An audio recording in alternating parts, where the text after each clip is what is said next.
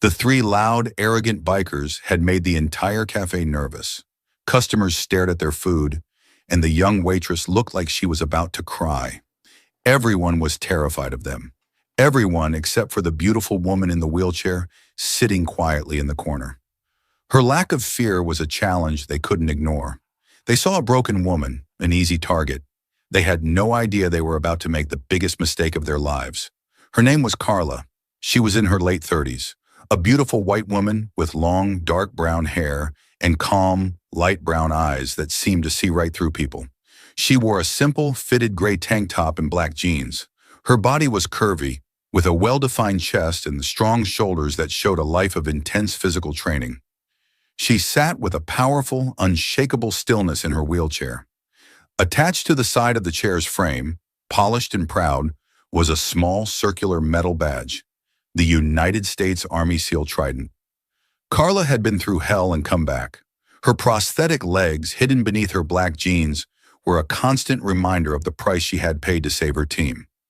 The cafe was supposed to be her quiet place, a small piece of the normal life she had fought so hard for. But today, the peace was shattered. For more powerful videos about our military heroes, please take a moment to subscribe to the channel. Your support helps us continue to tell these important stories. The three men were a storm of disrespect. They were loud, they were rude to the staff, and they acted like they owned the place. Their leader, a big man with cruel eyes and tattoos covering his arms, noticed Carla watching them, her expression calm and unafraid. He saw her lack of fear as an insult. He and his friends walked over to her table, their boots heavy on the floor. "Well, look what we have here," the leader sneered, his eyes traveling over her body. "A pretty little thing all by herself. What's the matter? Your boyfriend leave you here?" Carla just looked at him, her light brown eyes as hard as stone. "I'm fine," she said, her voice low and steady. Her calmness only made him angrier. He then pointed a thick finger at the trident on her wheelchair. "And what's that supposed to be? You a fan of the Army? Did you get that little sticker from a cereal box?" "I earned it," Carla said, her voice dangerously quiet. "You earned it?" The man laughed, a loud, ugly sound that made people flinch. "Right. I'm sure they're letting crippled girls into the SEALs now. That's real cute." His friends joined in, their laughter echoing in the now silent cafe. The other customers looked away, too scared to get involved. From a small table in the corner, a young man in a simple t-shirt and jeans watched the whole thing, his hands clenched into tight fists under the table. He was an active duty soldier, home on leave. He had seen the trident on her chair, and he knew exactly what it was. To see these thugs mock it, to see them disrespect a warrior who wore it, filled him with a hot, protective rage. The lead bully leaned down, putting his hands on the arms of her wheelchair, trapping her. "You know what? I don't like your attitude," he growled. Before Carla could react, he gave her chair a hard, sudden shove. The chair lurched forward, crashing into her small table. Her coffee cup tipped over, spilling hot liquid all over her lap and the floor. Carla looked down at the mess, then back up at the bully, her face a mask of cold fury. She didn't say a word. The young soldier in the corner had seen enough. He knew he couldn't take on three large men by himself, but he knew who could. He quietly stood up, went outside to the busy street, and pulled out his phone. He dialed a number he had been told to use only in a true emergency, the direct line to the Master Chief of the local SEAL team. "Master Chief," the young soldier said, his voice low and urgent, "I'm at the Bluestone Cafe on Main Street. There are some men here. They're harassing a disabled veteran." He paused, his voice dropping even lower. "Sir, it's one of yours. She has a trident on her wheelchair, a real one." He listened for a moment. "Yes, sir. Right now." He hung up the phone. He knew that help, the right kind of help, was on the way. The young soldier slipped back into the cafe and returned to his corner table, his heart pounding in his chest. He didn't touch his food. He just watched and he waited. The next 20 minutes felt like a lifetime. The air in the cafe was thick with a tense, uncomfortable silence. The other customers tried not to stare, but their eyes kept flicking over to Carla's table, then quickly away. The staff stayed hidden behind the counter. No one said a word. No one did a thing. Chad and his friends, feeling powerful in the face of the cafe's fear, didn't stop. They saw Carla's silence as weakness. They pulled up chairs and sat down at her table, trapping her. "What's the matter?" Chad sneered, leaning in close. "Too scared to even talk now? I thought you earned that little badge on your leg. Real tough guys don't just sit there and take it." His friends laughed. One of them picked up a sugar packet from the table and threw it at her. It bounced off her shoulder and fell to the floor. "Oops," he said with a stupid grin. Through it all, Carla remained a statue of calm. Her face was hard as stone, her light brown eyes filled with a cold, controlled fire. She didn't speak. She didn't move. She just sat there, her hands resting on the arms of her wheelchair, her back perfectly straight. Her quiet dignity was a silent act of defiance, and it made the bullies furious. They hated that they couldn't break her. They hated that she wasn't afraid of them. They were about to escalate things again when a new sound cut through the quiet hum of the cafe. It was the deep, powerful rumble of heavy engines. Everyone in the cafe turned to look out the front windows. Two huge black government SUVs had pulled up to the curb, parking one behind the other. They were the kind of vehicles you see in movies, with tinted windows and a serious, no-nonsense look. The cafe's patrons began to whisper nervously. Then the doors of the SUVs opened, and out stepped 8 men. They were all large, muscular, and moved with a quiet, deadly purpose. They were not in uniform, but there was no mistaking who they were. They wore simple, dark clothing, jeans, boots, and plain T-shirts that showed off their powerful builds. They were active-duty Navy SEALs. They shut the SUV doors with a single, solid thump and stood for a moment on the sidewalk, scanning the cafe. The loud, arrogant energy of the 3 bullies vanished instantly, replaced by a cold, sudden fear. Chad's cruel smile melted from his face.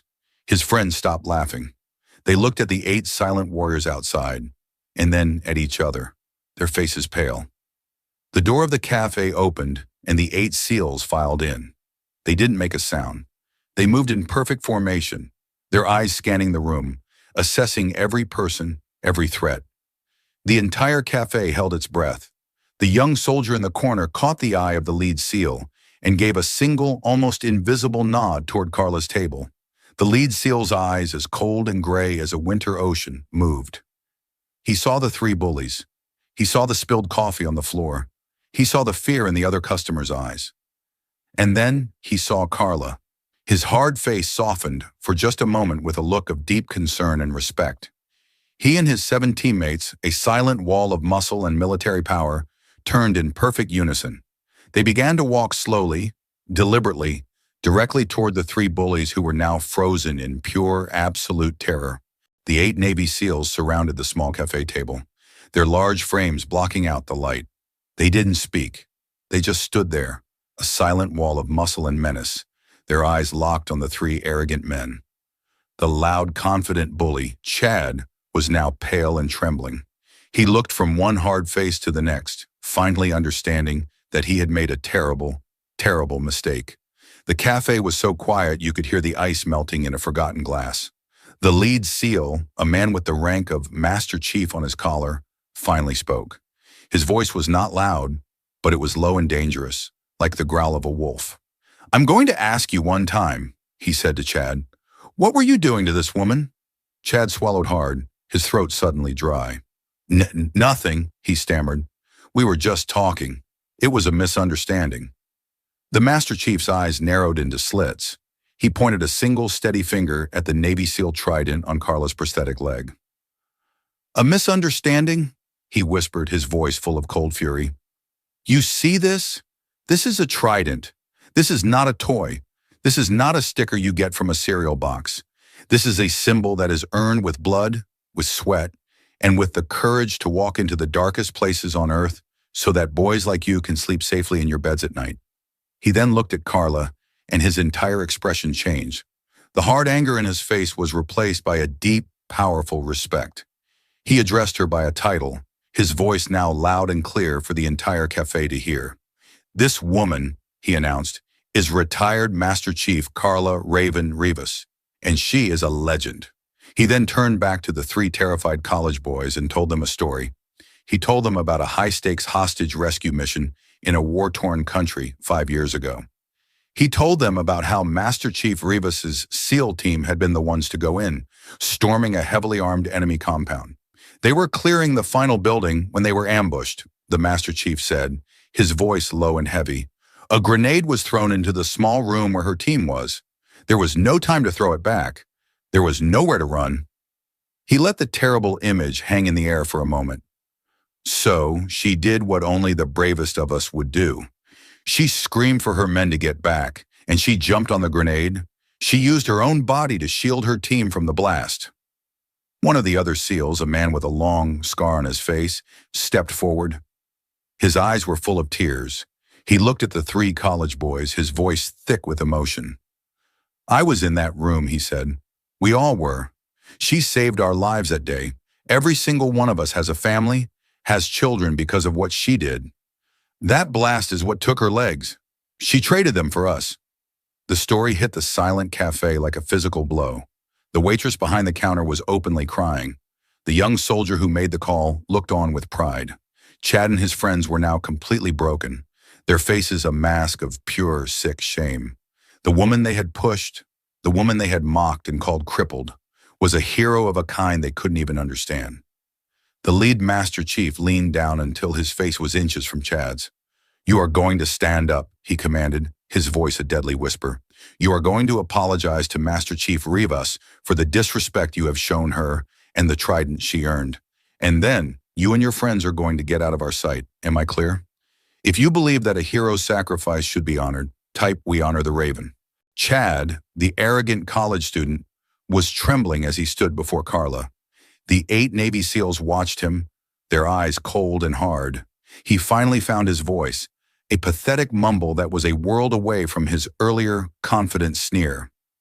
Ma'am, Master Chief, I am so sorry, he stammered, unable to look her in the eye. We didn't know. We were just being stupid. Carla looked at the broken young man and the 2 terrified friends hiding behind him. She could see the genuine fear and shame in their eyes. She gave a slow, deliberate nod. I accept your apology, she said, her voice calm and strong, cutting through the silence of the cafe.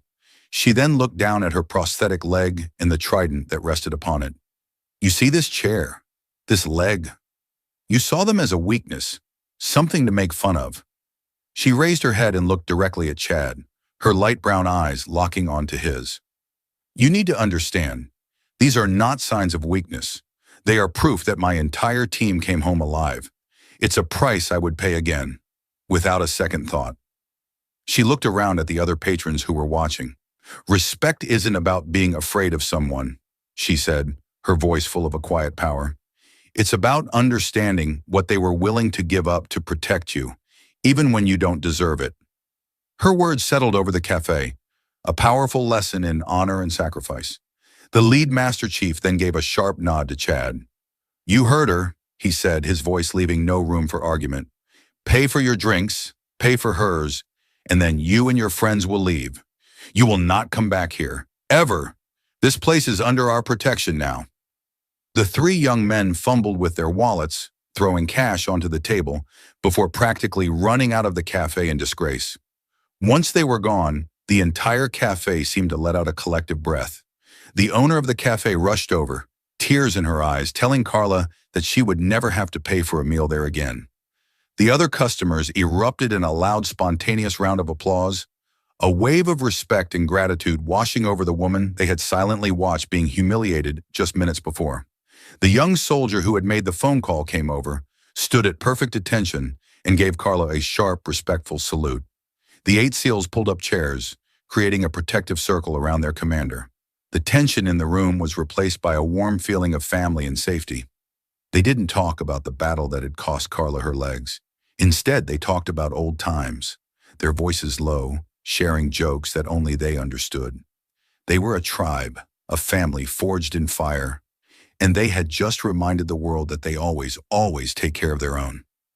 Carla, who had come to the cafe to be alone, was now surrounded by her brothers. She looked at their faces, and for the first time that day, a real, genuine smile spread across her own. The trident on her leg wasn't just a symbol of a past she had survived. It was a beacon, a call to arms for the family that would always come for her, no matter what. In the quiet cafe, surrounded by her heroes, the Master Chief was finally home. If you believe that the military is a family for life, type leave no one behind.